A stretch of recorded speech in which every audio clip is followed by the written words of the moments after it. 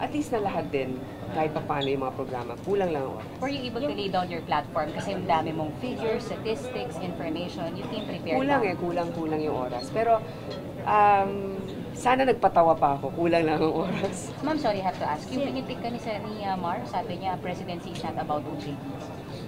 Ako ba sinasabihan niya? Ma'am, yung one-on-one Ganun ba? Anyway, para sa kanya, alam mo, nung tumakbo siya noon, di hamak na mas may experience siya kaysa kay President Noynoy. Pero nakita naman natin ang hiniling ng mga tao noon ay si President Noynoy.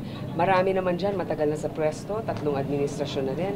Nabigyan na rin ng pagkakataon. Ang problema natin ay hindi naman napawasan. So, siguro naman, pagkakataon na rin na bigyan natin basta merong kakayanan, may integridad, at merong magandang plano para sa ating Sabi ni Senator Niran, it's all promises. Where will you get your funds daw?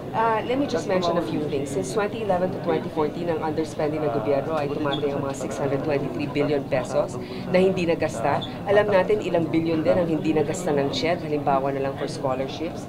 Ang ating under-collection sa Bureau of Customs at sa BIR at patuloy pa rin. Bakit ang mga kababayan natin ang magbabayad ng mga hindi natin pagganap ng ating trabaho ng tama? Kailangan ay magkaroon na rin ng tamang disiplina sa gobyerno na tamang makalap na pondo para mabigay sa mga proyektong ito. Kayang-kaya natin, magkano yung under-collection? 623 billion, 623 billion underspending. Magkano yung Mindanao Rail? 76 billion. Magkano ang Iloilo to Guimaras to Bacolod? More or less siguro mga 20 billion, di ba?